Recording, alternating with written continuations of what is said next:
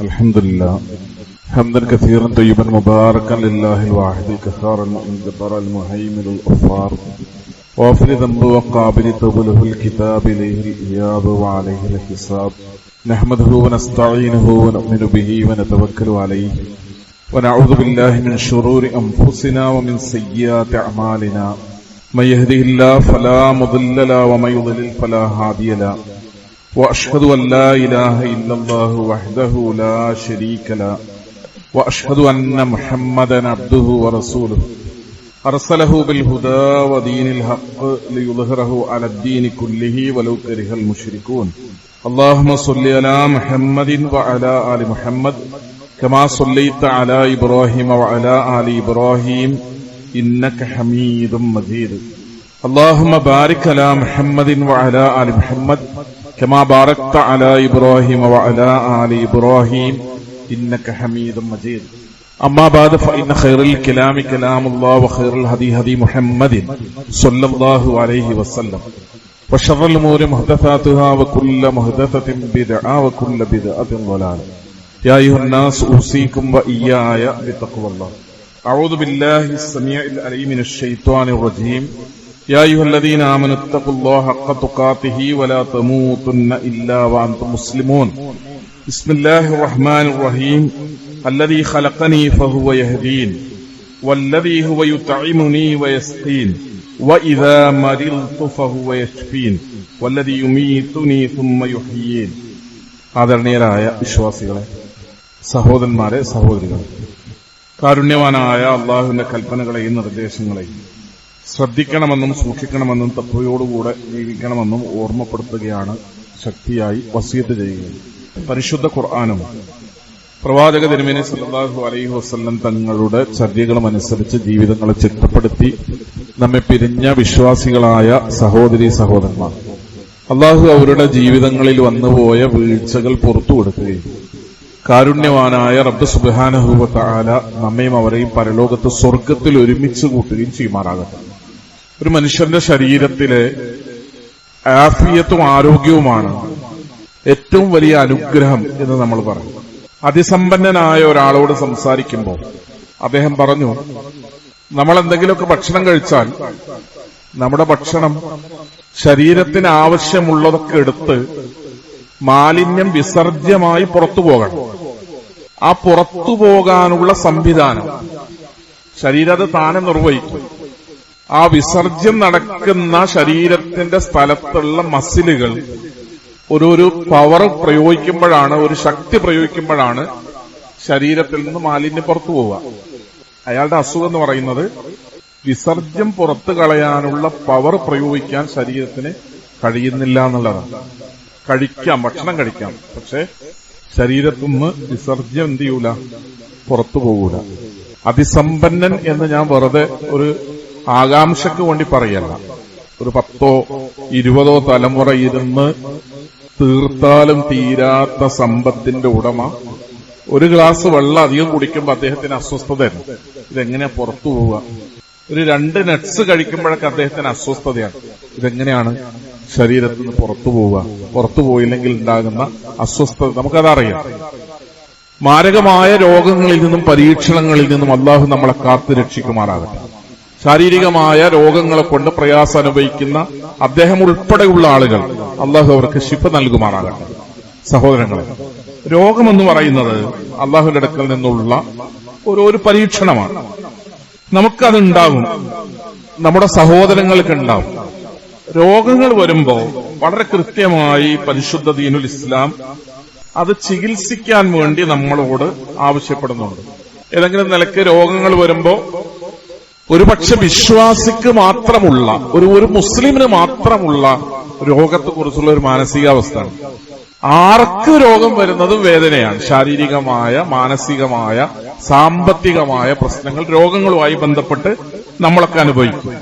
ഏത് മനുഷ്യന്റെ രോഗം വന്നാലും വേദനകൾ ഉണ്ടാവും. ശാരീരികമായ വേദന ഉണ്ടാവും, മാനസിക വേദന ഉണ്ടാവും, സാമ്പത്തിക പ്രയാസങ്ങളുണ്ടാവും.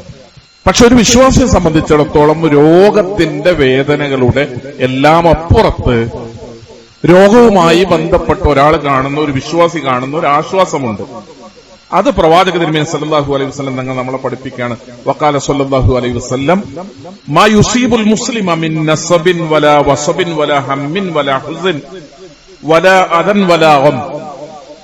വിഷമങ്ങളോ പ്രയാസങ്ങളോ ബുദ്ധിമുട്ടുകളോ കഷ്ടപ്പാടുകളോ രോഗങ്ങളോ വേദനകളോ എന്ത് ഒരു വിശ്വാസിക്ക് ഉണ്ടാവുകയാണെങ്കിലും നമ്മളിങ്ങനെ നടന്നു പോകുമ്പോ കാലിൽ തറച്ച് ഒരു മുള്ളു തറച്ചിട്ടുണ്ടാകുന്ന വേദന ഇല്ലാ കഫറല്ലാഹു ബിഹാ മിൻ ഖതായാഹു മുത്തഫഖുൻ അലൈഹി. ഇമാം ബുഖാരി മുസ്ലിം റിപ്പോർട്ട് ചെയ്യുന്ന ഹദീസാണ്.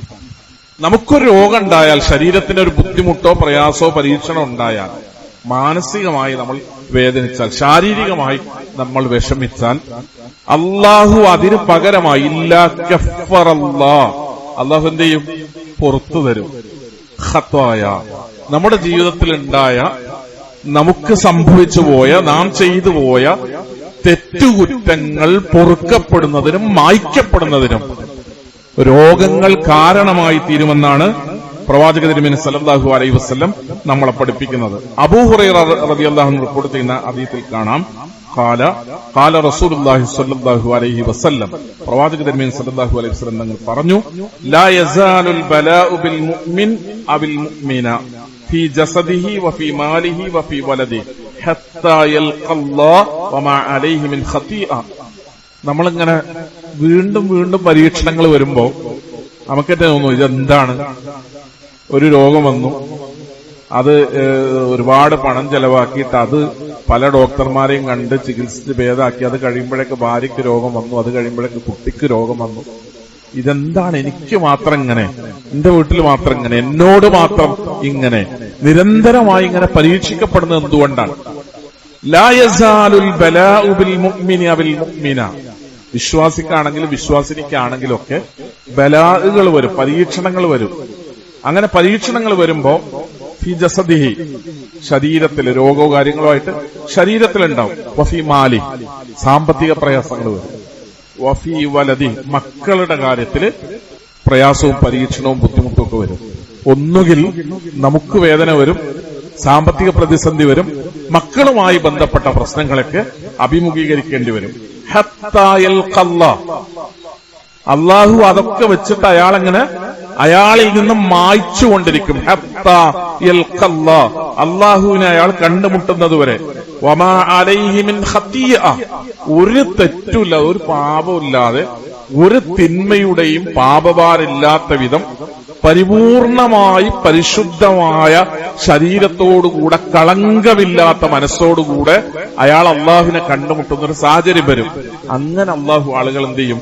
അള്ളാഹുവിന് ഇഷ്ടപ്പെട്ട ആളുകളെ അള്ളാഹു പരീക്ഷിച്ചുകൊണ്ടേയിരിക്കുമെന്നാണ് പ്രവാചക തിരുമേനി സല്ലല്ലാഹു അലൈഹി വസല്ലം നമ്മളെ പഠിപ്പിക്കുന്നത്. ഷിഫ, രോഗത്തിന് ഷിഫ ഉണ്ടാകുക എന്ന് പറഞ്ഞാൽ അള്ളാഹുവിന്റെ ഒരു തീരുമാനം കൊണ്ടുകൂടിയാണ് ഉണ്ടാവുക. അതുകൊണ്ടാണ് നമ്മളോട് ചികിത്സിക്കാൻ വേണ്ടി പറയുകയും പ്രാർത്ഥിക്കാൻ വേണ്ടി പറയുകയും ചെയ്യുന്നത്. ചികിത്സ പരാജയപ്പെടുന്നിടത്ത് പോലും ചിലപ്പോ അള്ളാഹുവിന്റെ സഹായം കൊണ്ടും അനുഗ്രഹം കൊണ്ടും പ്രാർത്ഥനകളെ കൊണ്ട് രക്ഷപ്പെടും, രോഗങ്ങൾ മാറിക്കിട്ടും. ഒരു തരത്തിലും മാറുകയില്ല, ഭേദമാവില്ല, ഇനിയൊരു രക്ഷയില്ല എന്നൊക്കെ പറഞ്ഞ് വിചാരിച്ച് അങ്ങനെ കരുതുന്ന രോഗങ്ങൾ പോലും സുഖപ്പെടുന്ന സംഭവങ്ങൾ ഉണ്ടാവും. ചിലപ്പോൾ ഡോക്ടർമാർ പറയും ഒരു 3 മാസമൊക്കെയാണ്, അല്ലെങ്കിൽ ഒരു 6 മാസമൊക്കെയാണ് ഇനി നമ്മൾ അദ്ദേഹത്തെ പ്രതീക്ഷിക്കേണ്ടത്, ആരോഗ്യത്തോടുകൂടെ പ്രതീക്ഷിക്കേണ്ടത് എന്ന് പറയും. അങ്ങനെയുള്ള ആളുകൾ 2 കൊല്ലവും 4 കൊല്ലവും 10 കൊല്ലമൊക്കെ വലിയ പ്രയാസങ്ങളൊന്നുമില്ലാതെ നമ്മുടെ കൂടെ ഇങ്ങനെ ജീവിക്കുന്നുണ്ടാവും. മാരകമായ രോഗം കൊണ്ട് പരീക്ഷിക്കപ്പെട്ട ആൾ നമ്മളോടൊപ്പം ഉണ്ടാവും. ആരോഗ്യമുള്ള ആളുകൾ നമ്മുടെ കൂട്ടത്തുനിന്ന് മരണപ്പെട്ടു പോകും. ഇബ്രാഹിം നബി അലൈഹി ഇസ്ലാം പറയാണ്, ഞാൻ ഓതിയ ആയത്ത് സൂറത്ത് ശുഅറയിലെ 80-ാമത്തെ ആയത്താണ്. ഇബ്രാഹിം നബി അലൈഹി ഇസ്ലാം പറയാണ്, അല്ലാഹ് പടച്ചോന്ന് പറഞ്ഞാൽ ആരാണെന്ന് അറിയോ? ഇത് പടച്ചോന്ന് പറഞ്ഞാൽ അല്ലദീ ഖലഖനി ഫഹുവ യഹ്ദി, അല്ലാഹു എന്ന് പറഞ്ഞാൽ സൃഷ്ടിക്കുകയും മാർഗം കാണിക്കുകയും ചെയ്തവൻ. പടച്ചോൻ നമ്മളെ പടച്ചു, എങ്ങനെ മുന്നോട്ട് പോകണം എന്നുള്ള വഴി പറഞ്ഞു തന്നു. വല്ലദീ ഹുവ യുത്ഇമുനി വയസ്ഖീൻ, കഴിക്കാനുള്ള ആഹാരവും കുടിക്കാനുള്ള വെള്ളവും നൽകുന്നവൻ. വളരെ സാധാരണമായ രീതിയിൽ പടച്ചോനെ പരിചയപ്പെടുത്താണ് ഇബ്രാഹിം അലൈഹിസ്സലാം. സൂറത്ത് ശുഅറയിൽ ഇബ്രാഹിം നബി അലൈഹിസ്സലാം ഇങ്ങനെ പറഞ്ഞതായി, അള്ളാഹിനെ ഇങ്ങനെ പരിചയപ്പെടുത്തിയതായി രേഖപ്പെടുത്തപ്പെടുക. അള്ളാഹു എന്ന് പറഞ്ഞാൽ, റബ്ബുൽ ആലമീൻ എന്ന് പറഞ്ഞാൽ അല്ലദീ ഖലഖനി ഫഹുവ യഹ്ദീൻ, എന്നെ സൃഷ്ടിക്കുകയും ഹിദായത്ത് നൽകുകയും മാർഗം കാണിച്ചു തരികയും ചെയ്തവനാണ് എന്റെ രക്ഷിതാവ്. വല്ലദീ ഹുവ യുത്ഇമുനീ, എനിക്ക് ഭക്ഷണം നൽകുന്നവനാണ്, ആഹാരം നൽകുന്നവനാണ് റബ്ബ്. വയസ്കീൻ, വെള്ളം നൽകുന്ന, കുടിക്കാനുള്ള വെള്ളം നൽകുന്നവനാണ് റബ്ബ്. വഇദാ മരിൽതു, വഇദാ മരിൽതു, ഞാൻ രോഗിയായാൽ, വഇദാ മരിൽതു, ഞാൻ രോഗിയായാൽ ഫഹുവ യശ്ഫീൻ, ശിഫ നൽകുന്നത് അവനാണ്. വല്ലദീ യുമീതുനീ സുമ്മ യുഹ്യീൻ, പിന്നീട് എന്നെ മരിപ്പിക്കുകയും ഉയർത്തെഴുന്നേൽപ്പിക്കുകയും ചെയ്യുന്നത് ആ റബ്ബാണ്. അപ്പൊ അള്ളാഹ് സൃഷ്ടിപ്പ് മുതൽ ഉയർത്തെഴുന്നേൽപ്പ് വരെയുള്ള ഖലഖനി, എന്നെ സൃഷ്ടിക്കുന്നു, യഹ്ദീൻ, മാർഗം കാണിക്കുന്നു, യുത്ഇമുനി, ഭക്ഷണം നൽകുന്നു, യസ്തീൻ, കുടിക്കാൻ നൽകുന്നു, വഇദാ മരിൽതു, ഞാൻ രോഗിയായാൽ ഫഹുവ യശ്ഫീൻ, ശിഫ നൽകുക പടച്ചോനാണ്. രോഗം വന്നാൽ ശിഫ നൽകുക പടച്ചോനാണ്. എങ്ങനെയാണ് പടച്ചോൻ ശിഫ നൽകുക? പ്രാർത്ഥന കൊണ്ട് മാത്രം മതിയോ? രോഗം വന്നാൽ അല്ല അത് സുഖപ്പെടുത്തിക്കൊള്ളും, അങ്ങനെ വിചാരിച്ചാൽ മതിയോ? രോഗം വന്നാൽ നമ്മൾ അതിന് ട്രീറ്റ്മെന്റിനൊന്നും പോണ്ട, അവിടെ പോയി ഇവിടെ പോയി.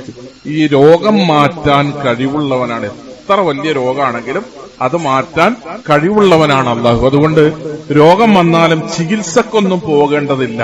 അങ്ങനെ വിചാരിക്കുന്ന വിശ്വാസികൾ, പല തരത്തിലുള്ള പല വിഭാഗത്തിൽപ്പെട്ട വിശ്വാസികളുണ്ട്. രോഗം എന്ന് പറഞ്ഞാൽ ദൈവം തന്നതാണ്, അത് ദൈവം തന്നെ മാറ്റിക്കൊള്ളും. പ്രാർത്ഥിച്ച് രോഗം മാറ്റാം. അപ്പൊ ഇസ്ലാമും പറയുന്നുണ്ട് രോഗം വന്നാൽ പ്രാർത്ഥിക്കാൻ പറയുന്നുണ്ട്. എന്താ പ്രാർത്ഥിച്ച് രോഗം മാറ്റാം എന്ന് പറയുന്നതും രോഗം വന്നാൽ പ്രാർത്ഥിക്കണമെന്ന് പറയുന്നതും തമ്മിലുള്ള വ്യത്യാസം എന്താണ്? പ്രാർത്ഥിച്ച് രോഗം മാറ്റാന്ന് പറയുന്നവർ പ്രാർത്ഥന കൊണ്ട് മാത്രം രോഗം മാറ്റാം എന്ന് പറയുന്നവരാണ്. ഇസ്ലാം രോഗത്തെക്കുറിച്ച് പറയുമ്പോൾ പ്രാർത്ഥന കൊണ്ട് മാത്രം രോഗം മാറും എന്ന് പറയുന്നില്ല. റസൂലുള്ളാഹി സ്വല്ലല്ലാഹു അലൈഹി വസല്ലം തങ്ങൾ പറഞ്ഞു, ലികുല്ലി ദാഇൻ ദവാ, എന്തൊക്കെ രോഗങ്ങൾ ദുനിയാവിലുണ്ടോ അതിനൊക്കെ മരുന്നുണ്ട്. ലികുല്ലി ദാഇൻ ദവാ, എന്തൊക്കെ രോഗങ്ങൾ ഈ ദുനിയാവിലുണ്ടോ അതിനെല്ലാം മരുന്നുണ്ട്. ഫഇദാ ഉസീബ ദവാഅദ്ദാഇ ബരിഅ ബിഇദ്നില്ലാഹ്, ശരിക്കുള്ള ഒരു മരുന്ന് ഒരു രോഗത്തിന് നമുക്ക് കണ്ടെത്താനും ഉപയോഗിക്കാനും കഴിഞ്ഞാൽ ബരിഅ ബിഇദ്നില്ലാഹ്, അള്ളാഹുവിന്റെ സഹായത്താൽ അത് ഭേദമാകും. ഈ രണ്ടും ഉണ്ടാവണം എന്നാണ് ഇസ്ലാമികമായൊരു വീക്ഷണം. പടച്ചോന്റെ അനുഗ്രഹം എന്താണ്? അള്ളാന്റെ ഒരു സഹായവും അള്ളാന്റെ ഒരു അനുഗ്രഹം ഉണ്ടെങ്കിലാണ് രോഗം മാറുക. അതോടൊപ്പം തന്നെ അതിന്റെ മരുന്നുണ്ടാവണം. മരുന്നുണ്ടെങ്കിൽ പിന്നെ പ്രാർത്ഥന എന്താണ്? അങ്ങനെ ചോദിക്കുക ആൾക്കാർ.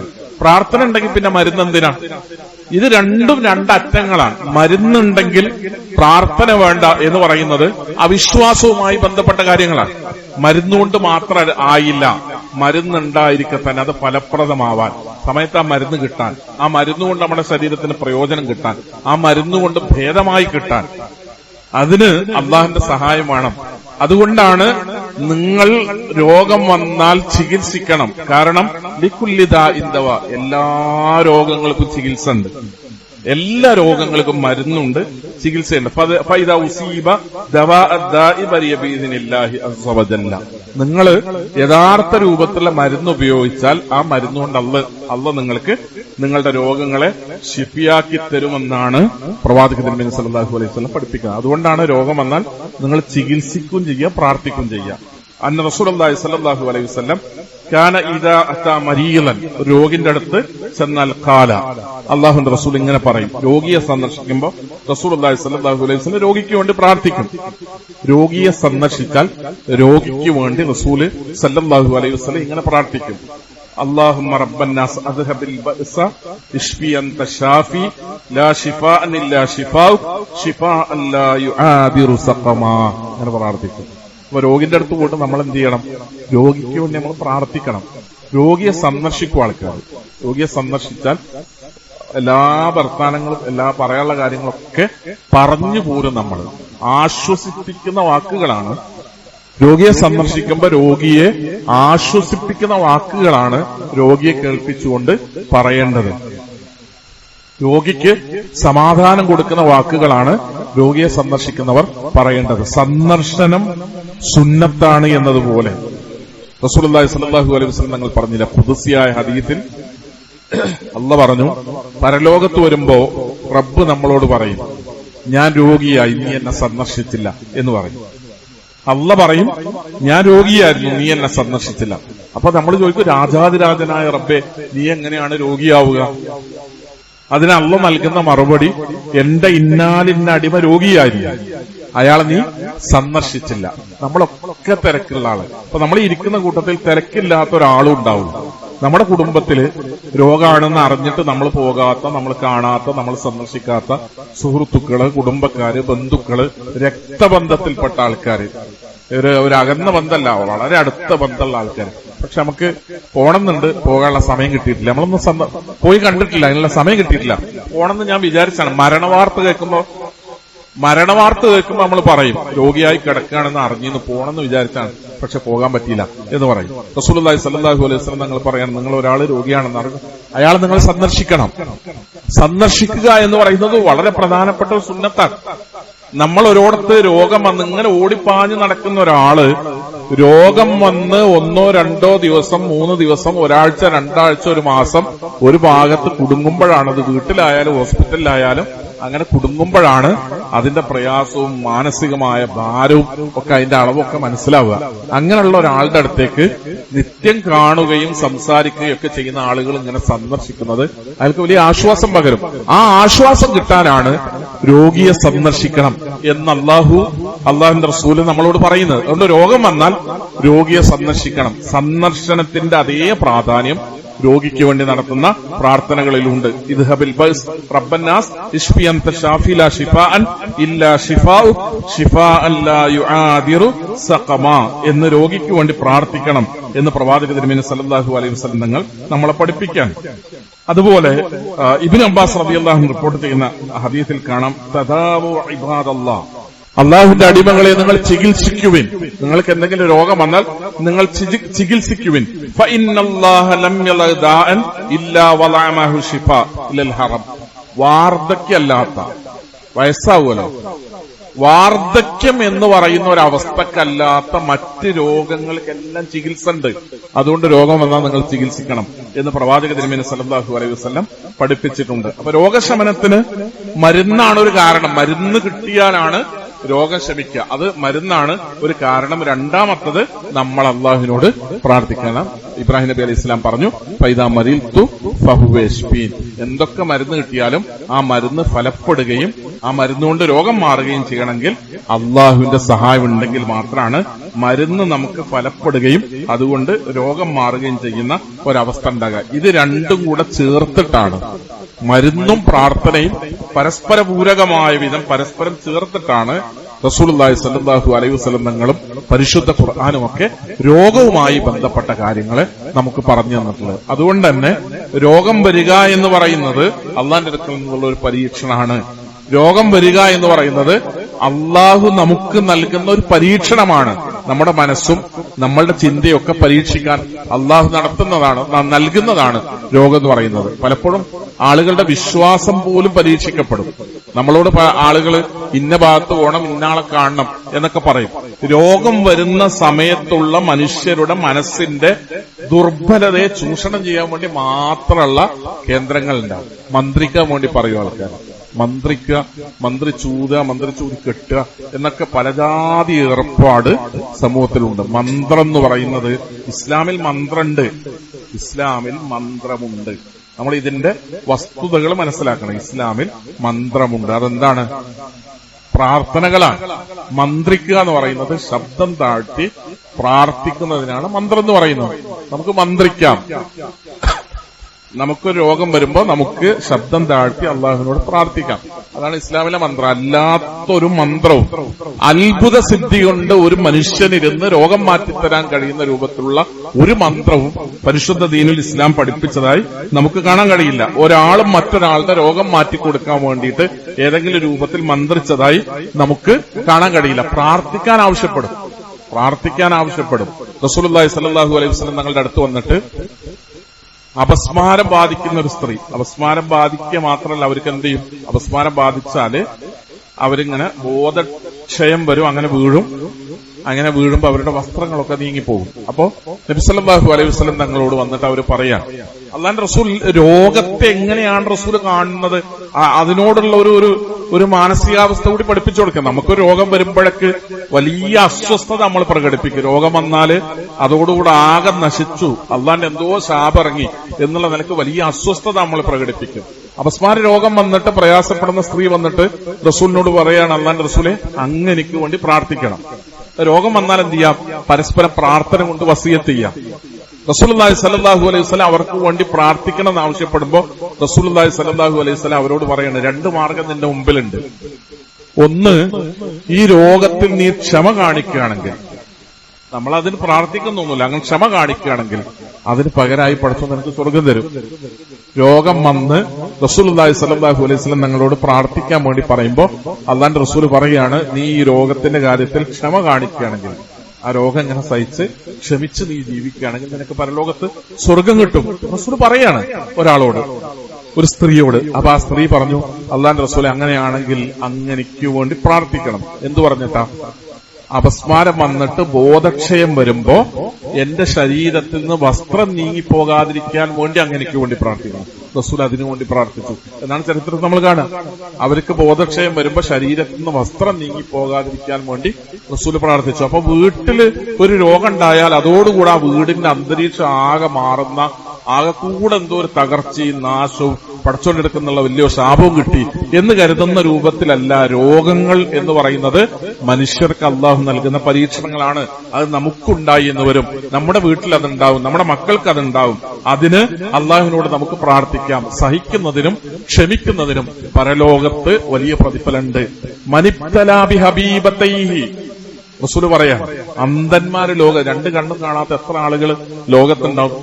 കാണുക, കണ്ണിന്റെ കാഴ്ച എന്ന് പറയുന്നത് ഒരു മനുഷ്യന്റെ ശരീരത്തിൽ അള്ളാഹു നൽകിയ ഏറ്റവും അത്ഭുതകരമായ അവയവമാണ് കണ്ണ് എന്ന് പറയുന്നത്. നമ്മൾക്ക് കണ്ണും കാഴ്ചയും അതിന്റെ എല്ലാ ആസ്വാദനങ്ങളും അനുഗ്രഹങ്ങളും അനുഭവിക്കുന്ന ആളുകളാണ്.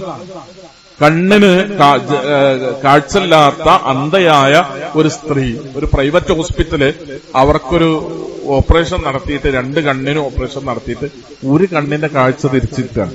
40-ാമത്തെ വയസ്സിൽ 40 കൊല്ലം ജീവിച്ച ഒരാള് 40-ാമത്തെ വയസ്സിൽ ഒരു കണ്ണിന് കാഴ്ച കിട്ടുന്ന നിങ്ങൾ സങ്കല്പിച്ചു നോക്ക്. അവരവരുടെ കുടുംബത്തൊക്കെ ആദ്യമായിട്ട് 40-ാമത്തെ വയസ്സിൽ ശബ്ദം കേൾക്കും, അടുത്തിരിക്കും, ഭർത്താവുണ്ട്, കുട്ടികളുണ്ട്, അവരെയൊക്കെ 40-ാമത്തെ വയസ്സിൽ ഒരു സ്ത്രീ ആദ്യമായി കാണുകയാണ്. ആ ഒരു സന്തോഷാധിക്യത്താൽ ആ ഹോസ്പിറ്റൽ വന്നിട്ട് അവിടുത്തെ ഉത്തരവാദപ്പെട്ട ആളുകളോട് അവർ പറയുന്നുണ്ട്, നിങ്ങൾ എന്നോട് എന്താവശ്യപ്പെട്ടാലും ഞാനത് നിങ്ങൾക്ക് വേണ്ടി ചെയ്തു തന്നിരിക്കും. എന്നെക്കൊണ്ട് കഴിയുന്ന എന്ത് നിങ്ങൾ ആവശ്യപ്പെട്ടാലും.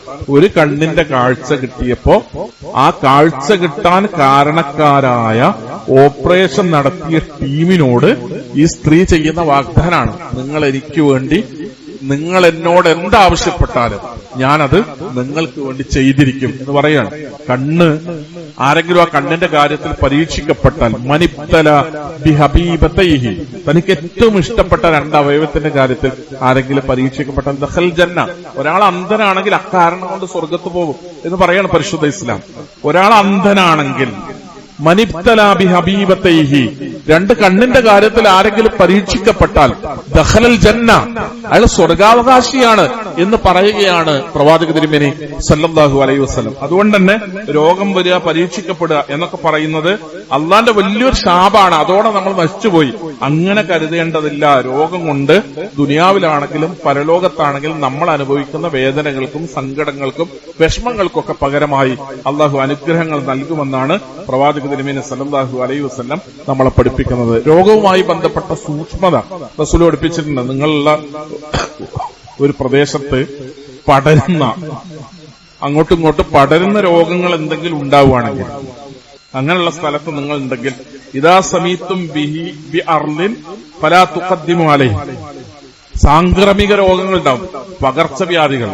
ആ പകർച്ചവ്യാധികളെ കുറിച്ച് നിങ്ങൾ കേട്ടാൽ അങ്ങനെ ഒരു സ്ഥലത്തേക്ക് നിങ്ങൾ ഒരിക്കലും പോകരുത്. പകർച്ചവ്യാധികളുള്ള ഒരു സ്ഥലത്തേക്ക് നിങ്ങൾ ഒരിക്കലും പോകരുത്.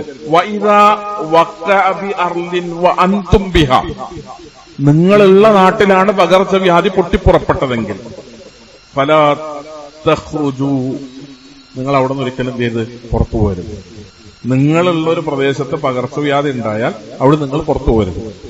ഒരു നാട്ടിൽ പകർച്ചവ്യാധി ഉണ്ട് എന്ന് അറിഞ്ഞാൽ നിങ്ങൾ ആ നാട്ടിലേക്ക് പോകരുത്. റസൂൽ പറയുന്നത് സാംക്രമിക രോഗങ്ങൾ അത് പരസ്പരം പകരാതിരിക്കാനുള്ള സൂക്ഷ്മതയും ശ്രദ്ധയും കാണിക്കണം എന്ന് പ്രവാചക തിരുമേനി സല്ലല്ലാഹു അലൈഹി വസല്ലം നമ്മളെ പഠിപ്പിക്കാൻ. ഏതായിരുന്നാലും രോഗങ്ങളുമായി ബന്ധപ്പെട്ട ഇസ്ലാമിക അധ്യാപനങ്ങൾ നൽകുന്നിടത്ത് രോഗം അള്ളാഹു നൽകുന്നതാണ്. അങ്ങനെ രോഗം ഉണ്ടായാൽ അത് ഭേദപ്പെടുത്തുക, സുഖപ്പെടുത്തി തരിക റബ്ബാണ്. നമ്മൾ ക്ഷമിച്ചാൽ രോഗത്തിന്റെ വേദനകൾക്കും പ്രയാസങ്ങൾക്കൊക്കെ പകരമായി ദുനിയാവിലും പരലോകത്തും നമുക്ക് രക്ഷ കിട്ടും. രോഗത്തിന്, എല്ലാ രോഗത്തിനും മരുന്നുണ്ട്. ആ മരുന്ന് ഉപയോഗിച്ചാൽ അള്ളാഹുവിന്റെ സഹായത്തോടുകൂടെ രോഗങ്ങൾ മാറിക്കിട്ടും. സഹോദരങ്ങളെ, രോഗങ്ങൾ ഉണ്ടാകുമ്പോൾ, ശാരീരികമായ ദുർബലതകളും പ്രയാസങ്ങളും വരുമ്പോൾ അള്ളാഹു തവക്കുൽ ചെയ്യുക, അള്ളാഹുവിനോട് പ്രാർത്ഥിക്കുക. രോഗശമനത്തിന് വേണ്ടി റബ്ബിനോട് മാത്രം ചോദിക്കുക, അള്ളാന്റെ മുമ്പിലേക്ക് മാത്രം പോവുക. അള്ളാന്റെ സഹായം കൊണ്ട് മാത്രമാണ് രോഗം മാറുക എന്ന് നമ്മൾ മനസ്സിലാക്കുക. രോഗം വരുന്ന സമയത്ത് വിശ്വാസം പരീക്ഷിക്കപ്പെടും. ഏതെങ്കിലും തെറ്റായ മാർഗങ്ങളിലേക്ക്, തെറ്റായ തട്ടിപ്പ് ചികിത്സാ രീതികളിലേക്ക് നമ്മൾ പോകാതിരിക്കുക.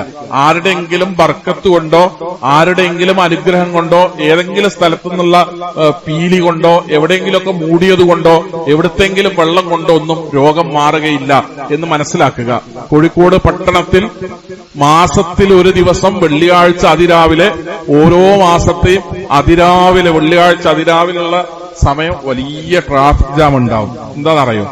കോഴിക്കോട് പ്രവാചക തിരുമേനി സല്ലല്ലാഹു അലൈഹി വസല്ലം തങ്ങളുടെ മുടിയുണ്ടെന്നും ആ മുടിയിട്ട വെള്ളം കുടിച്ചാൽ രോഗം മാറുകയില്ല, രോഗം മാറുമെന്ന് വിശ്വസിക്കുന്ന ആയിരക്കണക്കിന് മലയാളികളുടെ ഒരു നാട്ടിലാണ് ഞാനും നിങ്ങൾ ജീവിക്കുന്നത്. അള്ളാന്റെ റസൂലിന്റെ മുടി കോഴിക്കോട് ഉണ്ടെന്നും അതിട്ട വെള്ളം കുടിച്ചാൽ രോഗം മാറും എന്നും വിശ്വസിക്കുന്ന അന്ധവിശ്വാസികൾ ആയിരക്കണക്കിനുള്ള അതിസമ്പന്നരായ ആളുകൾ, വലിയ വലിയ വാഹനങ്ങൾ വന്നിട്ടാണ് കോഴിക്കോട് പട്ടണം മുഴുവൻ വലിയ ബ്ലോക്ക് ആവുക.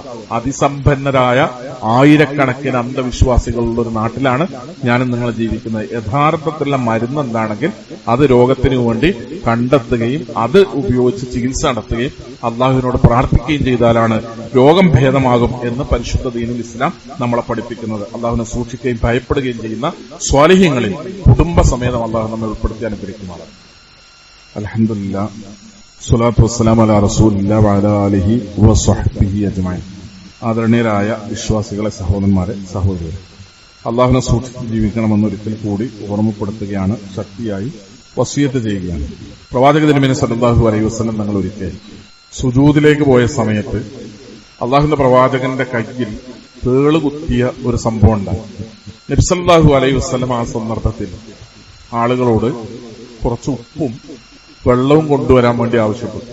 എന്നിട്ട് റസൂൽ പറഞ്ഞു, നമസ്കരിക്കുന്ന ഒരാളാണ്, അള്ളാന്റെ റസൂലാണ്, ഇതൊന്നും തേള് പരിഗണിച്ചില്ലല്ലോ എന്ന് റസൂൽ പറയുന്നുണ്ട്. സുജൂദ് പോയ സമയത്താണ് അള്ളാന്റെ റസൂലിന്റെ കയ്യിൽ തേള് കുത്തുന്നത്. നിസ്കാരത്തിലാണ്, അള്ളാന്റെ റസൂലാണ്, എന്നൊന്നും തേള് പരിഗണിച്ചില്ലല്ലോ എന്ന് പറഞ്ഞ് ആ വെള്ളം കൊണ്ടുവന്ന് അതിൽ ഉപ്പിട്ട വെള്ളം കൊണ്ട് റസൂല് തേള് കുത്തിയ ഭാഗം കഴുകുന്നുണ്ട്. എന്നിട്ട് പ്രവാചകൻ സല്ലല്ലാഹു അലൈഹി വസല്ലം ശിഫ കിട്ടാൻ വേണ്ടി പ്രാർത്ഥിക്കുകയും ചെയ്യുന്നുണ്ട്. സഹോദരങ്ങളെ, ഞാനിത് സൂചിപ്പിക്കുന്നത് ഇസ്ലാമികമായ ചരിത്രങ്ങളൊക്കെ പരിശോധിക്കുന്നിടത്ത് ശരിക്കും ഒരാളുടെ രോഗം മാറാനുള്ള ശാസ്ത്രീയമായ അതിനുള്ള മരുന്ന് എന്താണോ അതിന്റെ മരുന്ന് അത് ഉപയോഗിക്കുക, പടച്ചോനെ തവക്കുൽ ചെയ്യുക. ഇതാണ് ഇസ്ലാമികമായ ഒരു രീതി എന്ന് പറയുന്നത്. നമ്മുടെ അന്ധവിശ്വാസങ്ങളെ കൊണ്ട് ദീനിനോട് തന്നെ ഒരു അവജ്ഞ ഉണ്ടാകുന്ന രൂപത്തിലുള്ള പ്രവർത്തനങ്ങൾ അത് നമ്മുടെ ആളുകളുടെ ഭാഗത്ത് പലപ്പോഴും ഉണ്ടാവുകയാണ്. ഏറ്റവും അവസാനം ഒരു സ്ത്രീ പ്രസവവുമായി ബന്ധപ്പെട്ട ചികിത്സ വീട്ടിൽ നിന്ന് തന്നെ നടത്തിയിട്ട് അപകടം പറ്റി രക്തസ്രാവം ഉണ്ടായി, ആ സ്ത്രീ മരണപ്പെട്ട് ഒരു വലിയ വിവാദമായി. ഇതൊക്കെ മതപണ്ഡിതനാണ് അങ്ങനെ ചെയ്യുന്നത് എന്ന് പറയുമ്പോൾ ഒരു പ്രയാസം എന്താ വെച്ചാൽ, ഇത് മതത്തിന്റെ ഭാഗമാണ്, ഇത് വിശ്വാസത്തിന്റെ ഭാഗമാണ്, ഇസ്ലാമിൽ ഇങ്ങനെയൊക്കെയാണ് എന്നുള്ളൊരു ധാരണ സമൂഹത്തിൽ പടരാൻ മറ്റുള്ള ആളുകൾക്ക് പകർന്നു കൊടുക്കാനാണ് ഇത്തരത്തിലുള്ള പ്രവർത്തനങ്ങളെ കൊണ്ട് കാരണമായിത്തീരുക. നമ്മൾക്ക് പരിശുദ്ധ ദീനുൽ ഇസ്ലാം എന്താണെങ്കിൽ അത് ആളുകൾ അറിയുകയും മനസ്സിലാക്കുകയൊക്കെ ചെയ്തോട്ടെ. നമ്മുടെ അന്ധവിശ്വാസങ്ങളും നമ്മുടെ പരിമിതികളും നമ്മുടെ അറിവില്ലായ്മയും നമ്മുടെ വിവരക്കേടും നമ്മുടെ അവിവേകവും ദീനായി പരിഗണിക്കപ്പെടുന്ന, അങ്ങനെ കുറ്റപ്പെടുത്തപ്പെടുന്ന ഒരു സാഹചര്യം അതാണ് പലപ്പോഴും സമൂഹത്തിൽ ഉണ്ടാകുന്നത്. ഒരു സ്ത്രീ അവർ ഗർഭിണിയായാൽ സ്വാഭാവികമായിട്ടും വീട്ടിൽ പ്രസവിച്ച കാലങ്ങളുണ്ട്. പണ്ടത്തൊക്കെ ആളുകൾ എന്ന് പറഞ്ഞാൽ എല്ലാവരും വീട്ടിലാണ്. പ്രസവം ഹോസ്പിറ്റലിൽ കൊണ്ടുപോകുക എന്നുള്ള പതിവില്ല. ഇന്ന് എല്ലാ അത്യാധുനികമായ സൗകര്യങ്ങളും സംവിധാനങ്ങളുള്ള ഹോസ്പിറ്റലുകളുണ്ട്. ആ ഹോസ്പിറ്റലുകളിൽ ഏതെങ്കിലും നിലക്കുള്ള ചൂഷണങ്ങൾ നടക്കുന്നുണ്ടെങ്കിൽ അതിനെതിരെ ശബ്ദിക്കുക എന്നതല്ലാതെ അത് പാടേ വേണ്ട എന്ന് പറയുന്ന ഹോസ്പിറ്റലും മരുന്നും ഒന്നും വേണ്ട, വീട്ടിൽ നിന്ന് പ്രസവിച്ചാൽ മതി എന്ന് പറയുന്നത് എന്ത് ന്യായത്തിന്റെ പേരിലാണെങ്കിൽ?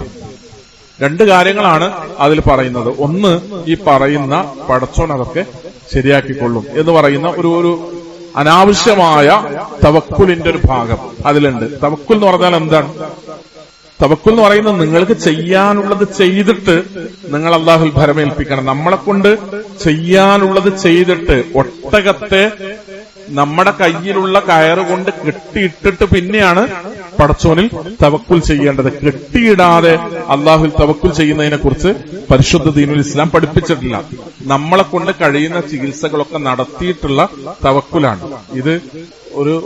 നമ്മുടെ വീട്ടിലൊരു പ്രസവം നടക്കുമ്പോൾ അള്ളാഹിനോട് പ്രാർത്ഥിച്ച് പടച്ചോനിൽ തവക്കുൽ ചെയ്ത് നമുക്ക് ഇവിടുന്ന് തന്നെ ചെയ്യാം എന്ന് പറയുന്നത് അത് യഥാർത്ഥത്തിലുള്ള തവക്കുലല്ല. അതിന് ഇസ്ലാമികമായ തവക്കുലിന്റെ ഒരു പിൻബലുണ്ട് എന്ന് പറയാൻ കഴിയില്ല. രണ്ടാമത്തത്, അന്യപുരുഷന്റെ മുമ്പിലേക്ക് ഒരു സ്ത്രീ പോവുക എന്ന് പറയുന്നൊരു പ്രശ്നമാണ്. എത്രയോ ആളുകൾ, ഗൈനക്കോളജിസ്റ്റുകൾ എന്ന് പറയുന്നത് ആണാണെങ്കിലും പെണ്ണാണെങ്കിലും ആയിരക്കണക്കിന് അവൈലബിൾ ആയ എല്ലാ ഹോസ്പിറ്റലുകളിലും അതിന് സംവിധാനമുള്ള ഒരു കാലത്ത് ഇങ്ങനത്തെ ഞുണ്ടിന്യായങ്ങൾ എന്ന് മാത്രമേ നമുക്ക് അതിനെ പറയാൻ പറ്റുള്ളൂ. അന്യപുരുഷൻ ഒരു പെണ്ണിന്റെ ഔറത്ത് കാണാൻ പാടില്ല എന്നുള്ളത് മതത്തിന്റെ അടിസ്ഥാനപരമായ നിയമമാണ്. പക്ഷേ ചികിത്സയുമായി ബന്ധപ്പെട്ട അങ്ങനത്തെ ഒരു അനിവാര്യമായ ഒരു സാഹചര്യം വന്നാൽ അത് അനിവാര്യമായൊരു ഘട്ടത്തിൽ നമ്മൾക്കത് സ്വാഭാവികമായിട്ടും അത് അനുവദിച്ചു കൊടുക്കേണ്ടി വരും. അതല്ലെങ്കിൽ അതിനുള്ള ഒരുപാട് സംവിധാനങ്ങൾ, സ്ത്രീകളായ ഗൈനക്കോളജിസ്റ്റുകൾ ആയിരക്കണക്കിന് ലേഡി ഡോക്ടേഴ്സ് ഉള്ള ഒരു കാലത്താണ് ഞാനും നിങ്ങൾ ജീവിക്കുന്നത്. അതുകൊണ്ട് ഇതൊക്കെ അന്ധവിശ്വാസങ്ങളാണെന്ന് മാത്രമല്ല, അതിന്റെ മുഴുവൻ പഴി കേൾക്കേണ്ടി വരുന്നത് ഏതെങ്കിലും ഒരു ഉസ്താദും അയാളുടെ കുടുംബം മാത്രമല്ല, ഏതെങ്കിലും ഇത് ചെയ്യുന്ന ഒരാളും അയാളുടെ കുടുംബത്തിലും പരിമിതപ്പെടുന്ന രൂപത്തിലല്ല ഈ വിവാദങ്ങളൊക്കെ ഉണ്ടാകുക. അത് കഴിയുമ്പോൾ അന്ന് വൈകുന്നേരം എല്ലാ ചാനലുകളും ചർച്ച ചെയ്യുക ഇസ്ലാം ദീനിനെ കുറിച്ചും ഇസ്ലാം ദീനിന്റെ ചികിത്സയെക്കുറിച്ചും ആൺ പെൺ നിയമങ്ങളെക്കുറിച്ചൊക്കെയുള്ള ദീനിനെ ആക്ഷേപിക്കുന്ന രീതിയിലേക്കാണ് ഈ കാര്യങ്ങളൊക്കെ പോവുക. അതുകൊണ്ട് ചികിത്സ എന്ന് പറയുന്നത് പരിശുദ്ധ ദീനിന്റെ അടിസ്ഥാനപരമായ ഒരു നിയമമാണ്. എന്താവശ്യം വന്നാലും ഒരു ശാരീരികമായ പ്രയാസങ്ങളും ബുദ്ധിമുട്ടുകൾ ഉണ്ടാകുന്നിടത്ത് ചികിത്സിക്കണം എന്നത് തദാവവും എന്നത് ഇസ്ലാമിന്റെ അടിസ്ഥാന നിയമങ്ങളിൽപ്പെട്ടതാണ്. അത് ഗർഭിണിക്കാണെങ്കിലും ആ പ്രസവ സമയത്താണെങ്കിലും കുട്ടിക്കാണെങ്കിലും ഒക്കെ അത് തന്നെയാണ് ഇസ്ലാമികമായ നിയമം. അതിൽ ഏതെങ്കിലും നിലക്കുള്ള ഇളവ് പറഞ്ഞതായിട്ട് നമുക്ക് കാണാൻ കഴിയില്ല. അള്ളാഹുവിൽ തവക്കുൽ ചെയ്ത് രോഗത്തെ മറികടക്കാൻ കഴിയുമെന്ന് റസൂലുള്ളാഹി സ്വല്ലല്ലാഹു അലൈഹി വസല്ലം നമ്മളെ പഠിപ്പിച്ചില്ല. മരുന്ന് തേടാനും ചികിത്സിക്കാനുമാണ് റസൂൽ ആവശ്യപ്പെട്ടത്. അതിന്റെ കൂടെയാണ് പ്രാർത്ഥിക്കാൻ വേണ്ടി പറയുന്നത്. അതിനാണ് പണ്ഡിതന്മാർ ഈ സംഭവങ്ങളൊക്കെ എടുത്തുദ്ധരിക്കുന്നത്. തേള് കുത്തിയപ്പോ റസൂൽ പ്രാർത്ഥിക്കുക മാത്രമല്ല ചെയ്തത്, തേള് കുത്തിയപ്പോ റസൂൽ പ്രാർത്ഥിക്കുന്നുണ്ട്. തേള് കുത്തിയപ്പോ റസൂല് ശിഫ കിട്ടാൻ വേണ്ടി പ്രാർത്ഥിക്കുന്നുണ്ട്. പക്ഷേ അതിന്റെ മുമ്പ് റസൂലുള്ളാഹി സ്വല്ലല്ലാഹു അലൈഹി വസല്ലം ഉപ്പും വെള്ളവും കൊണ്ടുവരാൻ പറഞ്ഞിട്ട് ആ വെള്ളത്തിൽ അത് കലക്കിയിട്ട് ആ ഉപ്പ് വെള്ളം കൊണ്ട് എന്ത് ചെയ്യുന്നുണ്ട്, അപ്പൊ കിട്ടുന്ന അവിടെ നാട്ടിൽ പ്രചാരത്തിൽ അന്നുണ്ടായിരുന്ന ഒരു ചികിത്സ, ഒരു മരുന്ന് എന്നുള്ള നിലക്കാകാം റസൂൽ അത് ചെയ്യുന്നത്. ഏതായാലും അത് ചെയ്തിട്ടാണ് പ്രവാചക തിരുമേനി സല്ലല്ലാഹു അലൈഹി വസല്ലം പിന്നെ അള്ളാഹുവിനോട് പ്രാർത്ഥിക്കുന്നതായി നമുക്ക് കാണാൻ കഴിയുന്നത്. സഹോദരങ്ങളെ, സഹോദരിമാരെ, നമ്മുടെയൊക്കെ ജീവിതത്തിൽ വ്യത്യസ്ത സന്ദർഭങ്ങളിൽ രോഗങ്ങൾ ഉണ്ടാവും, ചെറുതും വലുതുമായ രോഗങ്ങൾ ഉണ്ടാവും. രോഗം എന്ന് പറയുന്നത് മനുഷ്യന്റെ മനസ്സിനെ, ശരീരത്തിന്റെ ദുർബലത ബോധ്യപ്പെടുത്തുന്ന ഒരു പ്രതിഭാസം കൂടിയാണ് രോഗം എന്ന് പറയുന്നത്. നമുക്ക് പല്ലുവേദന വരുമ്പോൾ നമുക്ക് തോന്നും പല്ലുവേദനയാണ് ദുനിയാവിൽ ഏറ്റവും വലിയ വേദന എന്ന് നമുക്ക് തോന്നും. തലവേദന ഒന്നൊരാളോട് സംസാരിച്ചാൽ തലവേദന അല്ലാത്ത വേറെന്ത് വേദന വരികയാണെങ്കിൽ സഹിക്കാം എന്നയാൾ പറയും. നമുക്ക് വരുന്ന വേദനകൾ വലിയ അസ്വസ്ഥതകൾ ഉണ്ടാകും. പക്ഷെ അതിന് നമ്മൾ ക്ഷമിക്കുമ്പോൾ, ആ വേദന നമ്മൾ സഹിക്കുമ്പോൾ അള്ളാഹു നമുക്ക് വലിയ പ്രതിഫലം നൽകുമെന്നും നമ്മുടെ തെറ്റുകുറ്റങ്ങൾ പൊറുക്കപ്പെടും എന്നും അള്ളാഹു നമ്മളെ പഠിപ്പിച്ചിട്ടുണ്ട്. അള്ളാഹുവിനെ സൂക്ഷിക്കുകയും അള്ളാഹുവിന്റെ കൽപ്പനാ നിർദ്ദേശങ്ങൾ അനുസരിച്ചും പാലിച്ചും ജീവിക്കുകയും ചെയ്യുന്ന സ്വാലിഹ്യങ്ങളിൽ, നല്ല മനുഷ്യരിൽ അള്ളാഹു കുടുംബസമേതം നമ്മെ ഉൾപ്പെടുത്തി അനുഗ്രഹിക്കുമാറാകട്ടെ. തഖ്വയോടുകൂടെ ജീവിക്കാനും ഈമാനോടുകൂടെ മരണപ്പെടാനുള്ള സൗഭാഗ്യം അള്ളാഹു നമുക്ക് ഓരോരുത്തർക്കും പ്രദാനം ചെയ്യുമാറാകും. അറിഞ്ഞും അറിയാതെയും ചെയ്തു പോയ ചെറുതും വലുതുമായ തെറ്റുകുറ്റങ്ങൾ, പാപങ്ങൾ അള്ളാഹു നമുക്ക് പുറത്ത് മാപ്പാക്കി തരുമാറാകും. പരലോകത്ത് ചെല്ലുമ്പോൾ നമ്മെ പിരിഞ്ഞുപോയ മാതാപിതാക്കളുടെ സഹോദരി സഹോദരന്മാരുടെ ബന്ധുമിത്രാദികളുടെ കൂടെ പരലോകത്ത് സ്വർഗത്തിൽ ഒത്തുചേരാൻ അള്ളാഹു നമ്മെ അനുഗ്രഹിക്കുമാറാകട്ടെ. തഖ്വയോടുകൂടെ ജീവിക്കാനും ഈമാനോടുകൂടെ മരണപ്പെടാനും മരിക്കുന്ന സമയത്ത് ലാ ഇലാഹ ഇല്ലല്ലാഹ് എന്ന കലിമത്ത് തൗഹീദ് ഉച്ചരിക്കാനുമുള്ള ഭാഗ്യവും അതിനുള്ള അനുകൂലമായ അവസ്ഥകളും അല്ലാഹു നമുക്ക് ഓരോരുത്തർക്കും പ്രദാനം ചെയ്യുമാറാകട്ടെ. اللهم اغفر للمؤمنين والمؤمنات والمسلمين والمسلمات الأحياء منهم والأموات إنك مجيب الدعوات يا قاضي الحاجات. اللهم أجرنا من النار، اللهم أجرنا من النار، اللهم أجرنا من النار. اللهم أعز الإسلام والمسلمين وأذل الشرك والمشركين. اللهم أعز الإسلام والمسلمين وأذل الشرك والمشركين. اللهم أعز الإسلام والمسلمين وأذل الشرك والمشركين. ربنا اصرف عنا عذاب جهنم إن عذابها كان غراما إنها ساءت مستقرا ومقاما.